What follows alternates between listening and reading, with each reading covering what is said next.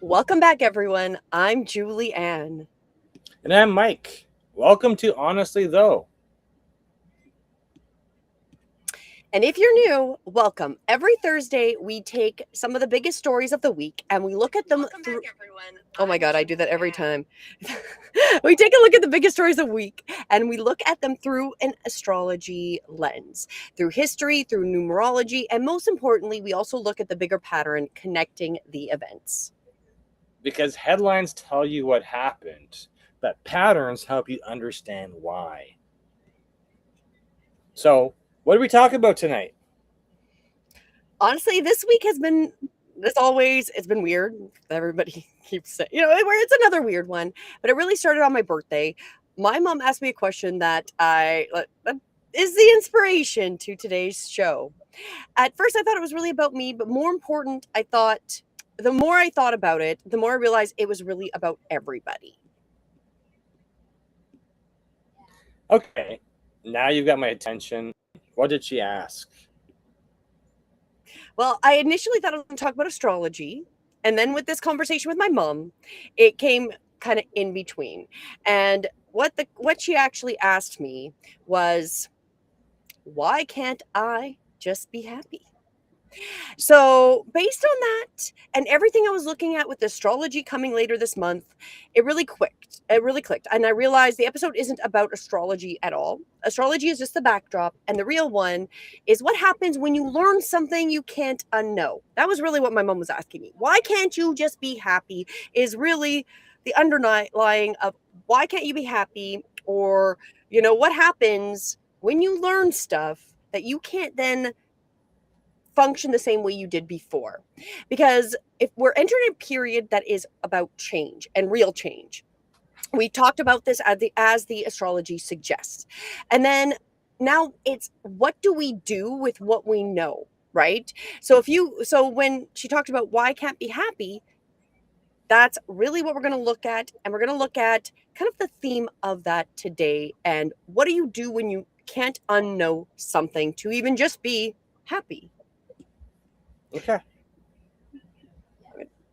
So let me tell you a little bit about the background and the story of why can't you just be happy, right? So the background. When my mom asked me this, I was actually really angry. Not because I know she wasn't trying to hurt me. I know she really meant well.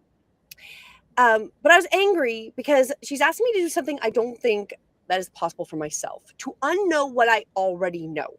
I've spent years learning, questioning, researching, trying to understand how the world works. Whether it's astrology, history, technology, politics, or human behavior, once something genuinely changes the way you see the world, I can't just decide not to see it anymore.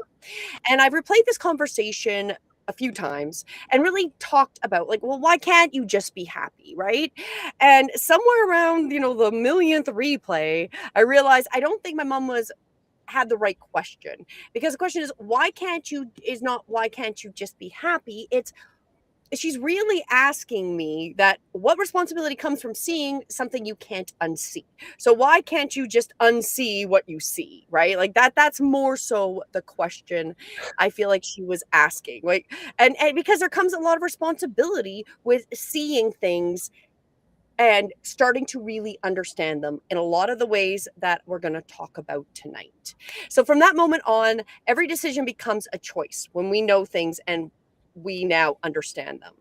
And it really is, will you live through it and do nothing about it, or will you let what you've learned change the way you move through the world, right? So when you're being asked, can't you just be happy, is kind of like this whole thing. Okay, well, that is living like you didn't learn anything, is a little bit of what that feels like to me. Whereas when you start to learn and see things differently, it's hard to just pretend like that stuff doesn't happen. So now that you kind of know the background, now that you know something, what are you going to do about it? And what are you going to do differently? Okay. So that's the question we're asking tonight. Where do we even begin? I think we begin by asking whether this is just a personal feeling or whether we're actually living through a period where there more people are being asked those same questions, because that's what caught my attention. I thought tonight was going to be about astrology, as always. Like, we look at the astrology and we look at the stories, right? But this really brought me up about, like, why can't you be happy, right? Because I know too much. There's a level where we start knowing things. It's not that you can't be happy, it's just you can't function like you still don't know those things. So there's a level of a lot of information that I know that I can no longer function the way I used to 10 years, 15 years ago, and just be pretend like I don't know that information. Does that even make sense? Do you know what I'm saying, Mike? It's not that, you know what, your mom brought that up. Your mom, was it a question or a statement, right? And it's not the first time we've heard that from people. As you know, people ask me things or make statements to me like that, and it's like, I don't know if our relationship, like in my case, I'm like, that question or statement you just posed to me, I don't know if our relationship can even go past this point, because you don't agree with what I'm doing, and that's fine. I acknowledge it, but I know too much, so I'm going to go further with this, right? Well, I think a lot of it to us, and I feel like you feel the same way I do when we've been asked that, is a little bit of like dumbing down what you already know and accepting mediocrity, which is ironic because we've talked a lot about Canada, and I didn't bring it up, but I saw it today, and it was epic. It was epic times, and the thing was, Canadians have been accepting mediocrity for too long. So it's just that trigger of just accept what everybody else accepts. Don't try to do better in your life. Don't try to change or move the marker when you see corruption or see something wrong. Don't try to maneuver your way that you're not part of that problem, right? It just pretend it doesn't, because you know what, and my mom also did say it's just easy, just don't think about it. Just don't think about it, right? Why can't you just be happy? Just don't think about it, Sedate right? yourself, make your mind busy, don't think about it. Come on, like Exactly, the rest of the population, right? exactly. Now, Right? this is where this comes into the concept of it, is that when you know something, you have some responsibility now. That is really what I feel it is, because that was something the conversation that went that way with my mother about, well, there's a responsibility to knowing things. If I know something and I don't change my actions, require you changing your actions, right? And I don't choose to do anything about it, I'm not fixing a situation, especially if I see it as being incorrect. By not doing anything, you are actually silently participating and making it okay to continue. So that's the underlying idea of that, okay? So what this caught my attention, that tonight isn't gonna be about astrology. It's gonna be looking at the astrology and what is happening over the next few weeks, because we're coming into some interesting alignments where we're going to talk about it right away. And the person who had seen this and was looking for patterns in astrology thinks this is really good and lots of benefic. But depending on how we are consciously humans, like our humanity, where we are consciously, that's going to depend a lot on whether this alignment is benefic to us or continues to build us the dystopian agenda that is going forward. And it is going to be based on every person's actions, because once you know something, that is your decision to go forward with it. So really, I felt like this was part of something much bigger to talk about it. Meaning the timing. Exactly. So whether you follow astrology or not, the symbolism over the next few weeks is remarkable, like I mentioned, and there is multiple long-term cycles that are changing at the same time. And then, as I mentioned, we do have some astrologers that believe this period could represent a huge, significant turning point. But that's doesn't tell us exactly if it's going to be a good one for us or not. It could be, we can definitely continue going forward. Astrology isn't destiny, but it does invite us to ask a really interesting question. If we're entering a season of significant change, how do we want to move through that change? Right? How do we want to go through it? Because if awareness creates responsibility, which is what I'm saying here, the point of this is awareness creates choices we make during this period truly matter. So before we look at the headlines, we should probably look at the weather. Exactly.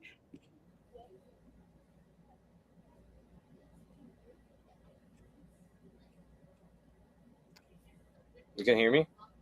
Sorry, I'm just like, I think I might. Sorry, my slides are out of order. No. You just like cut out after exactly, and I'm like, oh, I stopped talking because I realized that was not the correct order, and I was like, I'm I'm a not looking. little confused. I'm not looking at the video. I'm just looking at timing of the show. So Exactly. Well, let's start with the astrology. okay. But while Julianne walks us through these transits, I want to throw a question out to everyone watching tonight. So for the chat, what's one thing you already know but haven't acted on yet? You don't have to explain why, just share what comes to mind. Keep that in the back of your mind because by the end of tonight, I want to answer one more question. What are you going to do differently about it? Okay. So before we jump into the astrology, just a quick 30 seconds. If conversations like this are why you're here, we'd love you to invite you to join our free gold membership. There's no catch. It's completely free. Every month you'll receive our strategic timing guide, important astrology and numerology dates, reminders for all 4 of our weekly live shows, and updates on everything we're building around strategic timing and visibility. Because the most important thing is to be visible, especially if you have a business, you've got offers out there, you're doing stuff. People need to know you exist. Exactly. And gold is really the foundation of everything that we're doing and is where we continue these conversations throughout the month, share additional information, and help you understand not what's changing, but what matters. And so it all leads into this strategic timing and visibility system we are creating. So if you want to join us, go to breathewithinyoga.com. There is join the gold membership. Click on that. You'll immediately be joined with that, or the link here on the screen. All right, let's look at the astrology.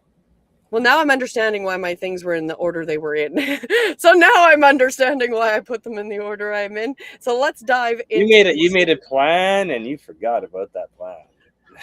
It's a lot of work planning these. I plan 4 shows a week. I am not a robot, even though we're going to see with the trends and with the news stories is very much they want us to be robots. I am not a robot.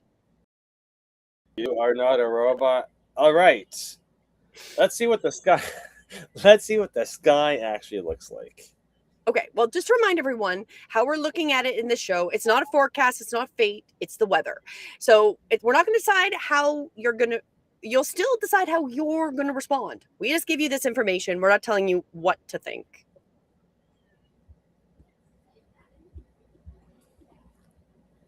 They get to still decide what's going on. Oh my god. Sorry. I don't know what this screen is doing. It just like went full screen and then minimized, and I'm like, I haven't even clicked on anything. What's going on? What's going on? We're in Mercury retrograde, people. When you say that, are we at the point where I'm going to say, so when you say Saturn's doing this? Exactly. I'm Okay. describing the conditions, not your fate. Talking about the conditions of what's going on. The sky doesn't decide. Our actions actually do. Okay. Run me through it and keep it quick because I know you'll go an hour if I let you. Exactly. So Mercury's retrograde right now, as I just mentioned.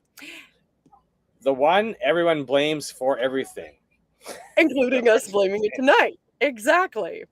Unusually unfair, but I don't think it really is. It's really just a built-in pause in communication. It slows it down. Old things resurface. And the question isn't what's going to break. It's what are we being asked to relook at or readjust, rethink. Oh, give me a real one. Well, some examples. The email you sent too fast, that decision you made because you wanted to get it done instead of right, like those type of actions. Oh, yeah. Brutal. Everybody's got those in their life, especially this week. It's a holiday week, right? July 1st and July 4th. Exactly. So rushing out to get those last emails before you leave or whatever, right? So that might come back. Planning an event for next week, right after the holiday. Oh, yeah. Yeah, exactly. Saturn also is in Aries, and Saturn is asking us to build, and Aries wants us to build it yesterday. So that's also part of it, right? But then we're in a slowdown. So keep that in mind. That sounds like it could go bad. could. Reckless starts, burning out because you skipped the foundation, right? You're just jumping and running along. Or it's also the good version, real durable initiative. So the question is, what are we finally being asked to build, not just dream about? Neptune. That's all in Aries, warrior instinct. So less charge in, more what am I actually fighting for? So so this is keep that in mind too, right? Because it's not charge in, it's more what am I fighting for? Like really questioning when I know things, what are you actually doing, right? So keep that in mind. What vision are you following? Have you even clarified what you believe before you've acted on it? So are you getting some clarity on that? That's that same clarity we talked about on Sunday. Uranus is the one I actually care about tonight. Of course, because we've been in that Uranus and Gemini, which is all technology, communication, sudden change in the sign of communication and information. And communication is changing faster than we're used to. Which includes AI. Of course, right? And the question is, communication and technology are changing, and am I choosing how to engage with that or just getting swept along, right? Because are you engaging, are you being part of this process, or are you just going to kind of wake up and realize it's all been built around you? Okay. What about Pluto? It's an Aquarius, which is transformation moving through systems, institutions, the collective. It is a multi-year story, old structures cracking, so something new can replace them. What's interesting is that actually I was looking at my own charts and this came up where it was like really like we're simultaneously going to have two systems in a lot of areas where we've got the old system like that's just cracking and crumbling and people are seeing problems with it, and then something new things are coming and they're going to be on the other side and they're going to simultaneously kind of work together. So that's, or not necessarily together, but they'll be working at the same time because one isn't fully dead and the other one's not fully alive, right? So the question is, what's changing around us and what's your relationship with it? So are you going to go down in the crumbling old way, or are you going to be like, you know what, I'm seeing the potential here and can I get on to this ship, right? Or, you know, like that's a choice you get to make. Or am I just going to sit here and watch and just decide and be pulled along in the end, right? Don't answer it. Okay, so what's changing around us and what's our relationship to it?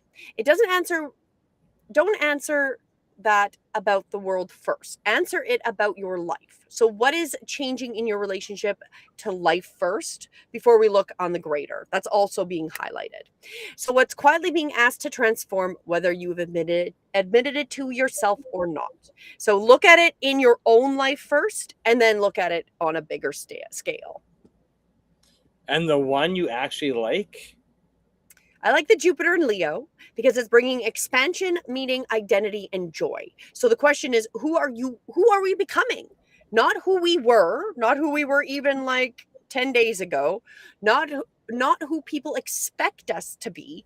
Who are you actually becoming, and who are you when you're not performing, right? When you're actually authentic, who are you, right? So rethink, build, clarify what you believe, watch how you communicate, notice what's transforming, and express who you're becoming. Exactly. Just 1 second. I think I had. There we go. I had that. And it disappeared. So that's the whole sky in one sentence right there. You know, what you just said is exactly it. And you'll see that on the screen. Notice something. Every one of those questions is asking us to participate, not to actually observe. Like that's what we're being asked to do with the different signs. They all lead us back to exactly the same place. And so bring us back to this, which is what are you going to do with the knowledge that you now know that you can't unsee?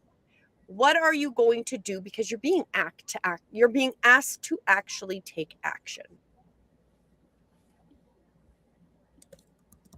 So now it's a question in the chat. Okay. Which planet do you think you'll be paying the most attention to over the next few weeks? Saturn, Neptune, Uranus, Pluto, Jupiter? Tell us in the chats. Well, I know we're watching all of them. definitely be watching them and keeping note on them for sure. So I know that that's what we'll be doing. So now that you know what this guy's asking, what are we going to do different? So that's the weather. You mentioned there's something bigger going on this month too. Yes, that's the weather, but there is one more piece, and this is the part that made everything connect and was really the big reason for going this way tonight. And it is the Barbault Basket. I think that's how you say that. Barbault Basket. I've never heard of that. So what So what exactly exactly is is it? it? This is actually one of the rare times in astrology is okay, in astrology where it's really hopeful. So the quick history is Andre Barbault. He was a French astrologer, spent his whole life trying to make astrology rigorous. He didn't read charts intuitively, he tracked planetary positionings across centuries and compared them to actual history. So wars, plagues, collapse. He actually did that and compared what happened and what kind of astrological alignments were happening during those events. And the headline reason people bring him up now is Well, back in 2011, he had wrote a cycle data around 2020 could line up with a pandemic. He died in 2019. 3 months later, COVID hit. that's super eerie. What is, but I think it's important to describe what he actually did. He wasn't claiming astrology was telling us the exact event was going to happen. He spent decades studying long-term planetary cycles and comparing them with major historical turning points. So his predictions were really based on when we've seen these type of alignments, this type of stuff happens, right? So the years before 2020, he identified that periods as one carrying the signatures of significant collective crisis.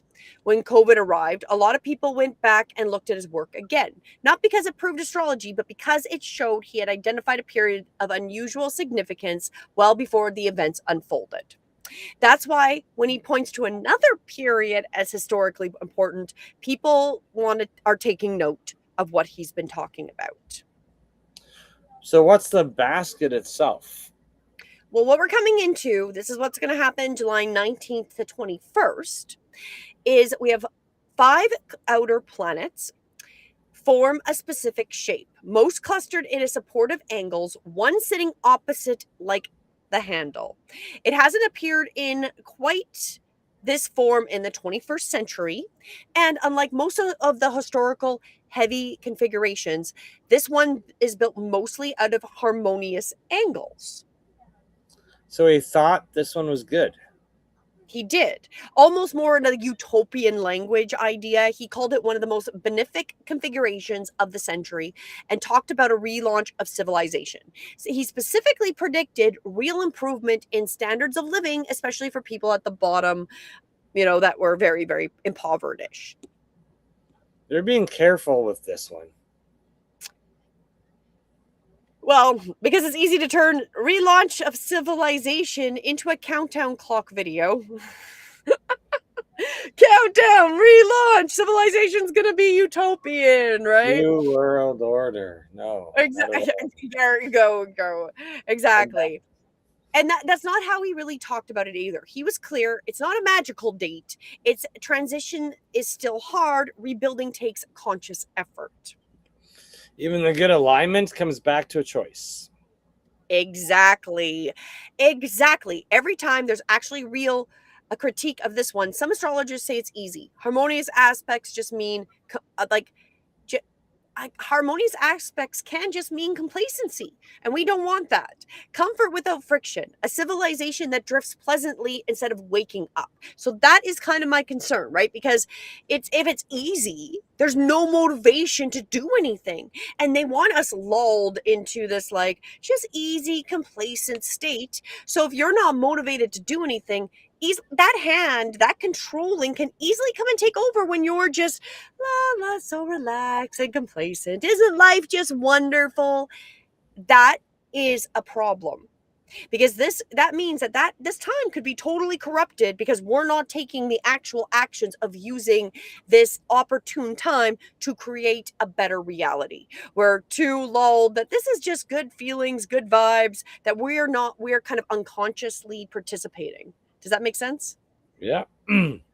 So the basket's an opening, not a guarantee. Exactly. So this alignment's good. Like, it clearly seems like it's going to be good, but it doesn't guarantee anything because it's all based on what we do. It is the actions of what you do, what I do, what we do, that is going to matter. That always matters. It does matter, our actions. And when we know things, it matters that we participate.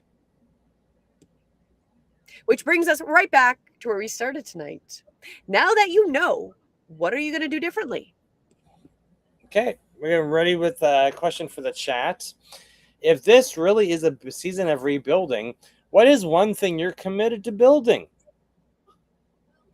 Okay, that opening, not a guarantee thing, I actually think that's the cleanest way into the news tonight, because every story we were about to look at is basically that same question playing out in real life.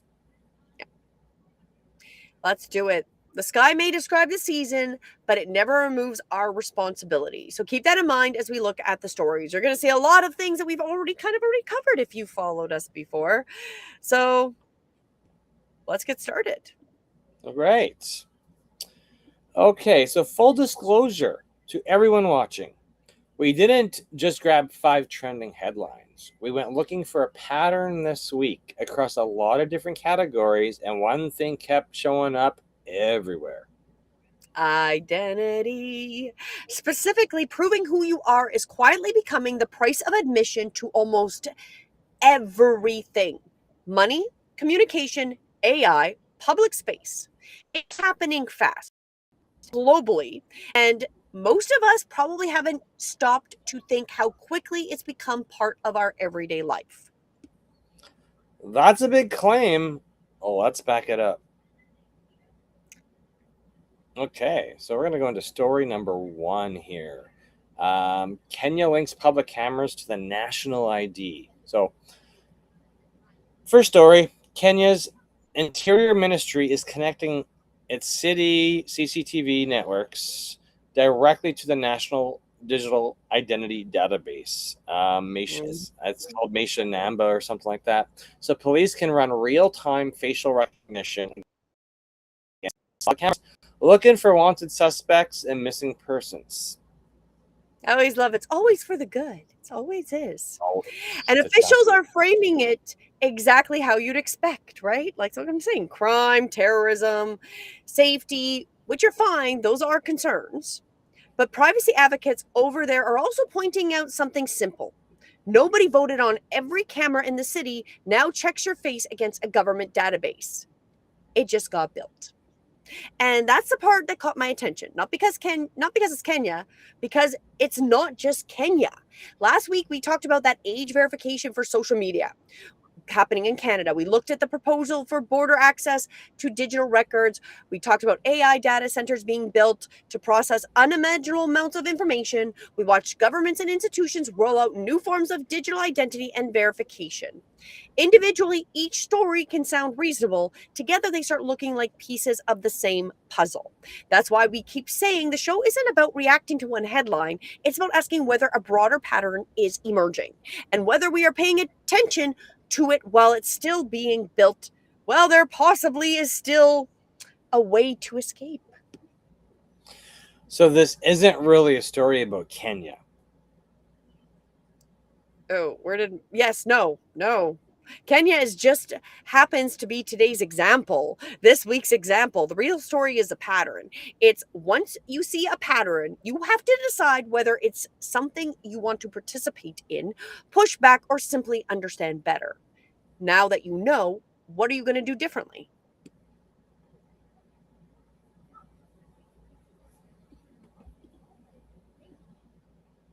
It's your line next because you read mine. No, it's repeated twice. Oh, is it purposely repeated? Now that you know this, what are you going to do differently? At minimum, notice when safety is the only word being offered to you for a system this big. What Say else is, the only thing is safety. What else is true? What else, right? Because if you followed us, we've talked about it. We've talked about watching Amazon for podcasts about linked back to the Canadian government funding and wasting tax about safety. Interesting thing when you start to see their to story number 2. Okay, so story number 2 is the UK's age verification push. This one is closer to the home of a lot of families. The UK just advanced a social media ban for anyone under 16 with provisions that would essentially require everyone, adults included, to verify their age before using platforms like TikTok, YouTube, Instagram. That sounds protective on its face. It also sounds really similar, doesn't it? Mm-hmm.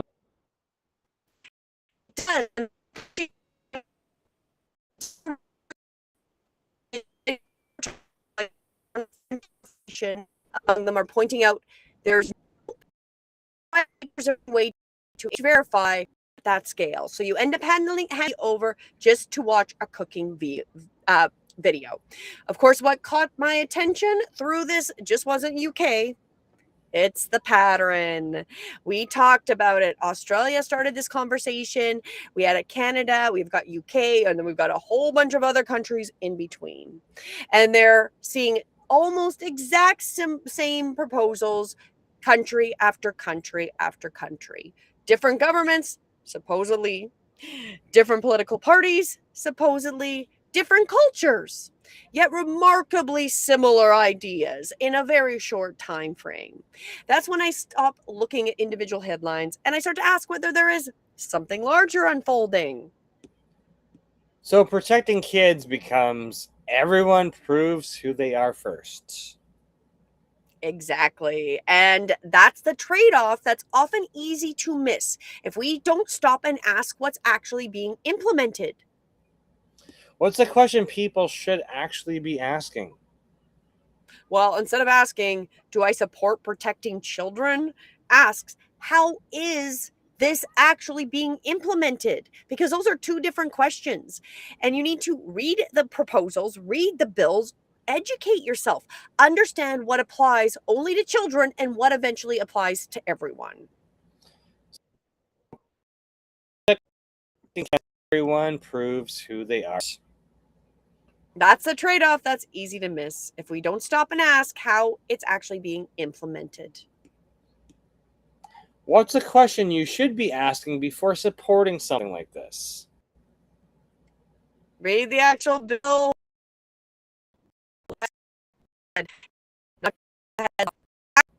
Actually, read it. Think about they do it necessarily. So keep in mind, is not are the same sentence because it's not supposed. All right. Okay. Story number 3. AI now wants your ID too. This one's wild because it's as the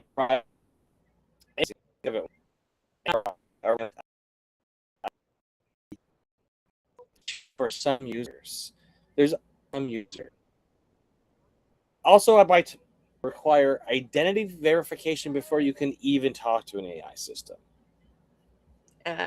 Okay, now I get there is some genuine concern about keeping kids off of adult AI tools, which is reasonable, but put it next to the story that we talked about, story 1, story 2, and you're seeing every layer of modern life is quietly, very quickly asking for the same thing.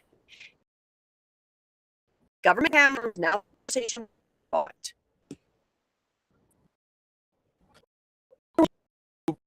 person. Are you willing to trade for convenience? What are you willing to trade for convenience? I'm going to say that again. What are you willing to trade for convenience? And instead of discovering the trade after it's already been made for you. Let's continue. Right. Let's jump right into story number 4. Even your money now checks your ID. Yes. Okay, this one surprised me. The FD. Oh, puppies. The FDIC. I didn't like that story. The Fed, and a few other regulators just proposed a rule requiring stablecoin issuers, basically digital dollar companies, to run full identity verification programs on every customer, the same as a bank. Isn't that the whole pitch to that kind of money that is not the traditional banking system? That was the pitch. And I'm not saying it's wrong. Money laundering, it can be a problem, but I think the most money laundering is actually from our legal entities, specifically corporations of governments. But the same pattern again. Money started as identity systems is being pulled back into the closet of the system. Trade-off are you actually making?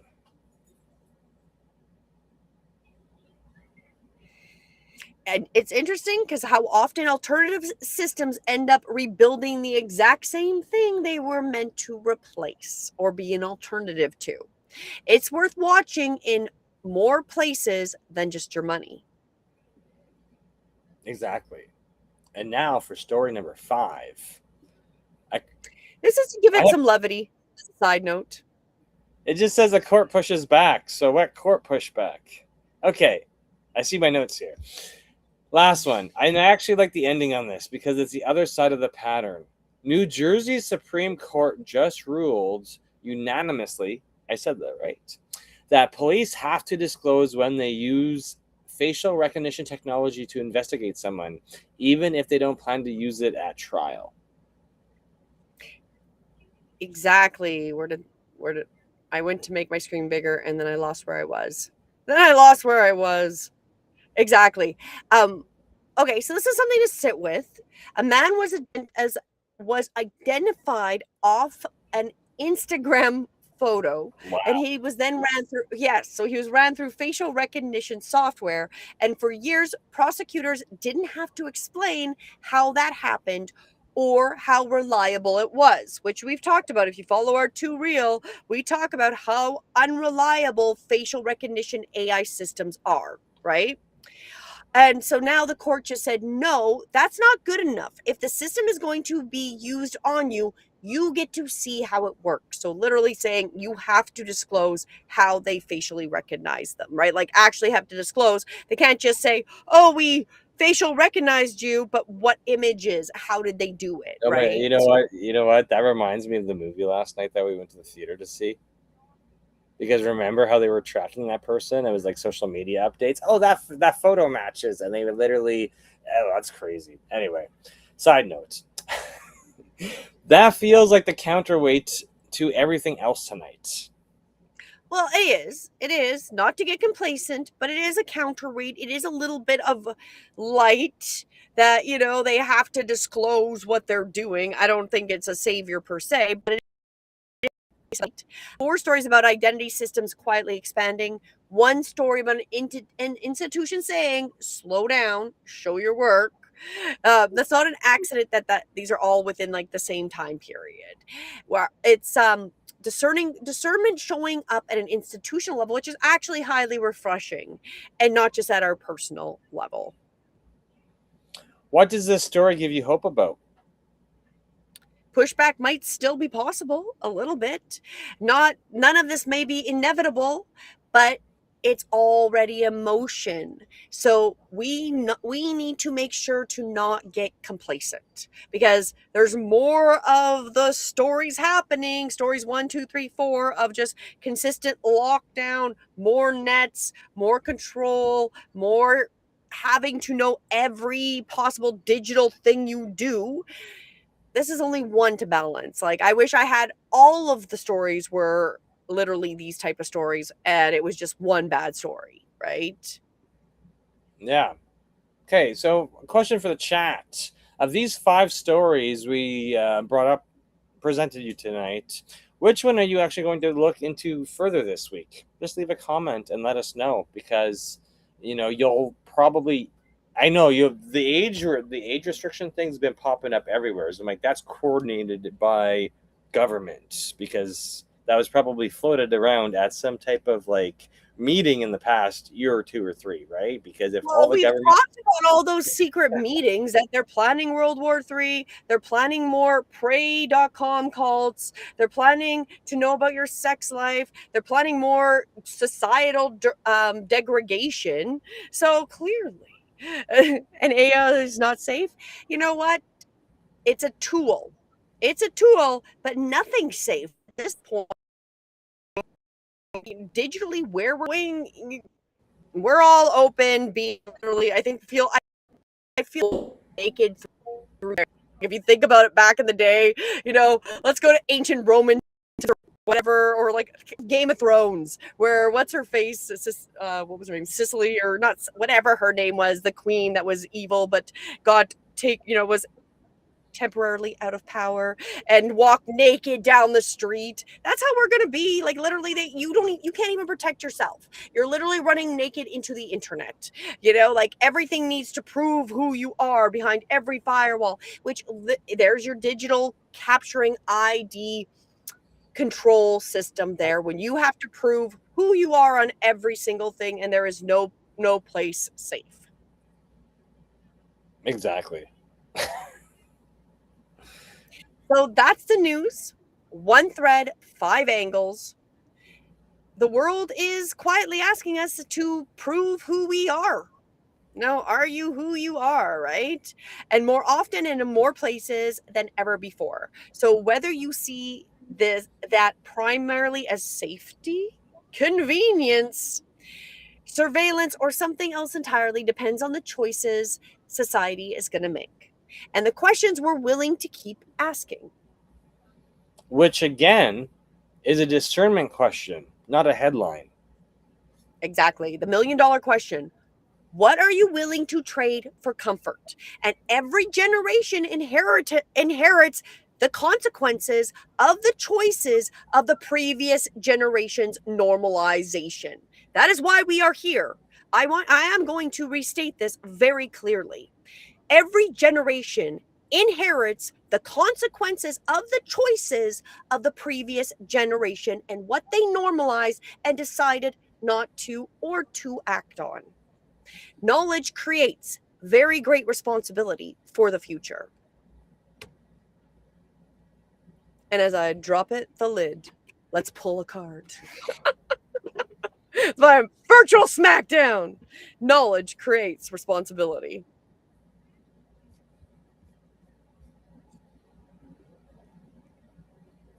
I supposed to say that, ask you this before you pull a card?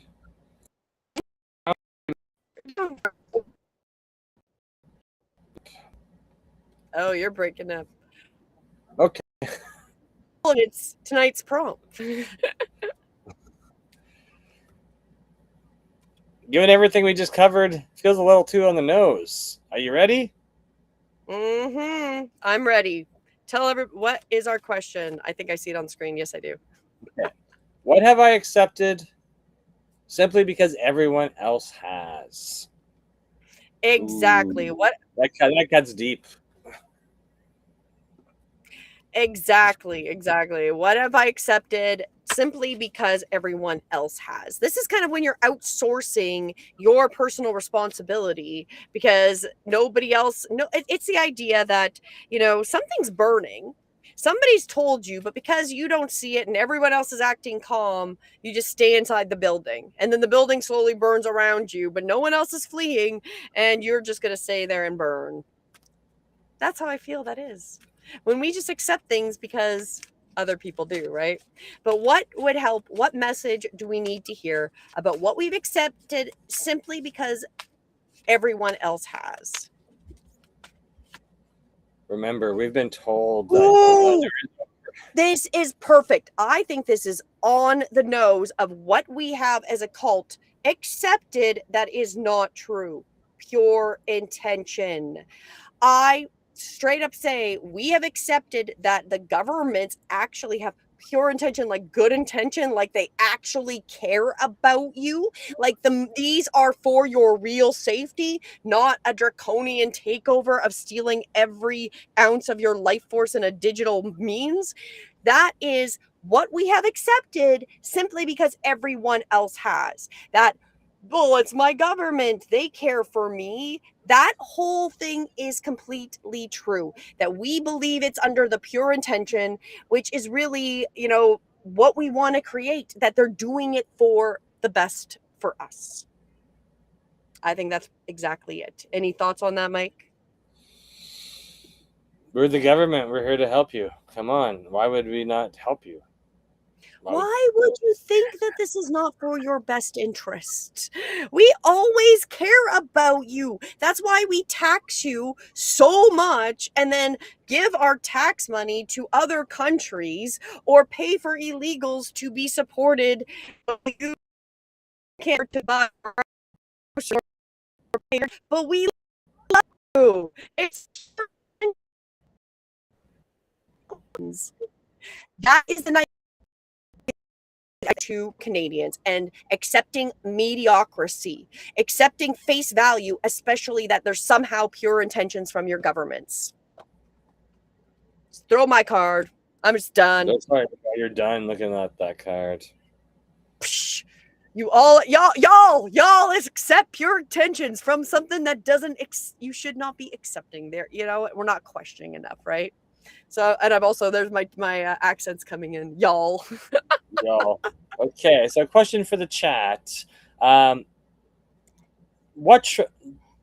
it and leave us a comment here. What have you already wrecked my hat on? There's a lot of people. Sorry? Go ahead. No, go ahead. You're gonna correct me, so I want to know how you're gonna correct me. No, I was gonna go continuing about how this is basically the whole show. What you just summarized up is basically the whole show. That sentence. Okay. Let's see. Now you forgot what you were gonna say? No, because I was looking at the video and now I'm going back to see what I'm supposed to say next. So, and our daughter's loud in her room, so she's distracting me. So, it's a Mercury. Yeah, you pulled the Oracle card, and it's like, yes, a great one for the week. Okay. Instead of blame Canada, which is actually now high in sight is probably appropriate by the by South Park. It is now blame Mercury retrograde, and just hear that in your head. So we're moving on to this week's practice, right? Yes.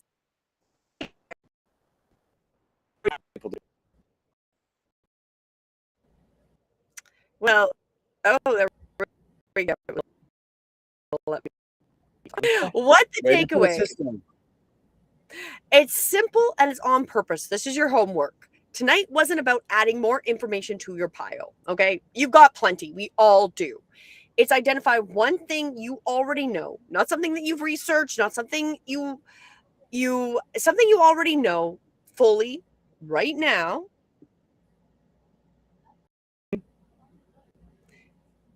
Take action week because of that knowledge. Not a plan, not I'll start Monday. Do something real by the time we're back here next week. Example? Please give us an example so nobody overthinks it. Well, it can be as basic as like just knowing that you need to move. You don't feel good and you've been told you need to get moving and active. That would be a very basic first step. But if you've learned something that changed the way you see the world, don't let that information just stay. Like if, for example, if you are concerned like for your health, you're not feeling good, take that action to walk. If you're concerned about the quality of your water, do something, research options, choose a filter, discuss with your neighbors.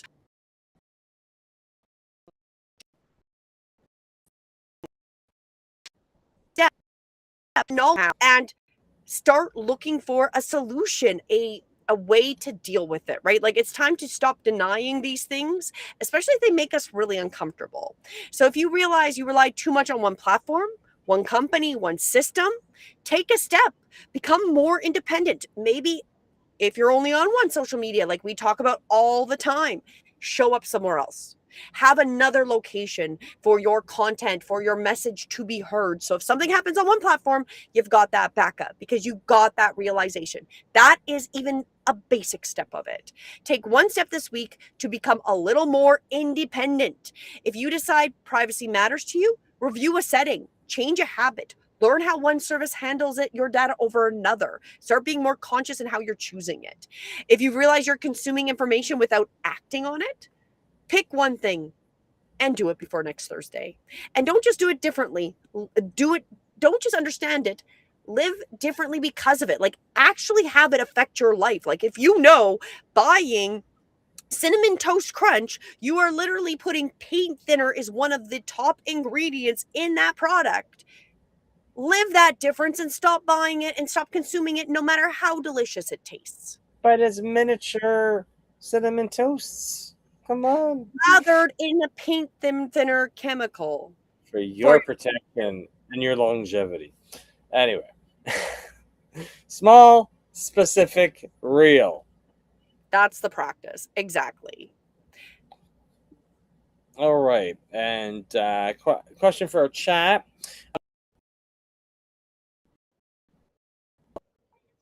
And that's what you actually did. We mean it. We want to know. Come back, make a comment in this video, join us live next week, same time, same place. Let us know how that went. So I've realized something over the past week. I don't actually think be happy is the right goal, because if being happy means pretending you don't see something, I know I can't do that. And I don't think I should. However, once something genuinely changes the way you understand the world, you don't get to unknow it. You don't get to go back to yesterday, and knowledge has to and needs to change you, whether you want it to or not.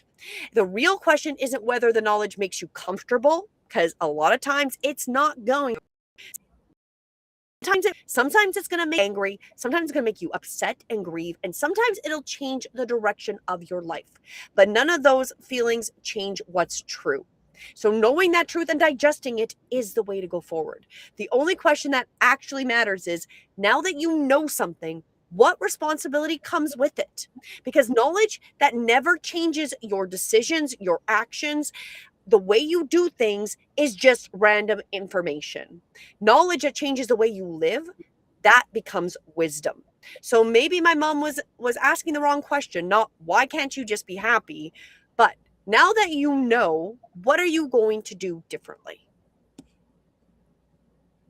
All right. We've talked all night about one simple question. Now that you know, what are you going to do differently? The reality is that's the hardest part. Learning something is easy. Living differently because of it, that's where people get stuck. And that's exactly why we built the strategic timing and visibility system. It's not to give you more information. We already talked about this. There is so much information, more than any human could ever consume in their entire lifetime, already existing and increasing, right? We built it to help you take what you've learned and actually use it, to understand timings, patterns, and to make better decisions, and to actually take action and actually go forward. Everything we do starts with our free gold membership. This is where we share our monthly strategic timing guide, important astrology and numerology dates, resources, reminders for all 4 weekly shows, and the patterns we're watching together. Because most importantly, it's where we help people move from simply collecting information to using it. So whether you're here because of astrology, you're trying to understand what's happening in the world, or because you're trying to build a business, or because you're trying to build a better life, the question is always the same. Now that you know, what are you going to do differently? And that's what gold is for.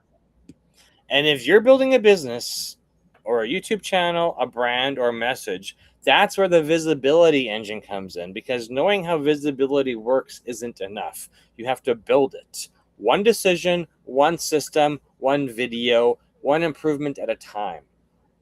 Exactly. Everything we teach comes back to the same philosophy: awareness, discernment, responsibility, and action.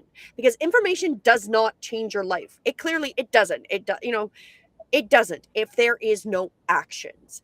Your decisions do. Your actions and decisions do change your life. So if you'd like to continue the journey with us, join. You've got the links been all over. We've got in the description. We've been popping up on the screen. Join our free gold membership at breathewithinyoga.com, or the tiny link that you've got access to. And we'd love to continue building this relationship and have you with us. We don't teach information, we teach implementation. Everything we do is designed to help you understand what's changing and make better decisions and actually do something with what you now know. And that's exactly why we have 4 live shows every week. They're not 4 separate shows, they're 4 different parts of the same system. Sunday nights at 7:11 p.m. Eastern, Julianne hosts our weekly energy overview. That's where we look at the week ahead through astrology, numerology, and collective timing, so you understand the conditions before you make your decisions. On Monday nights at 7 p.m. Eastern, we go live with 2 real, 2 truths, 1 lie. That's where we look at technology, AI, digital systems, and the story shaping our future, not to tell you what to think, but to help you develop discernment in a rapidly changing world. And then on Thursday nights, like tonight, at 7 p.m. Eastern, you're here with us for Honestly Though. This is where we step back, connect the patterns, and ask the bigger questions. We look at what's happening in the world, how it connects to astrology, and most importantly, what we're going to do differently because of it. And then every Saturday morning at 9 a.m. Eastern, we teach Visibility University, because ideas only change the world when people can actually find them. Whether you're building a business, a message, or a mission, visibility isn't about being famous. It's about helping the right people find the work you're here to do. Exactly. Every week follows the same journey. Understand the timing, recognize the pattern, develop discernment, and take action. And if you follow us with our 4 shows, this is what where our implementation goes. So because information doesn't change lives, actions and choices do. We'll see you all next time, same place, same time, same place. Make sure you subscribe on your way out, and we will see you next Thursday. Oh, we'll actually see you on Saturday morning. Saturday morning, 4th of July this year. Exactly. Let's go. We will see you then. Have a great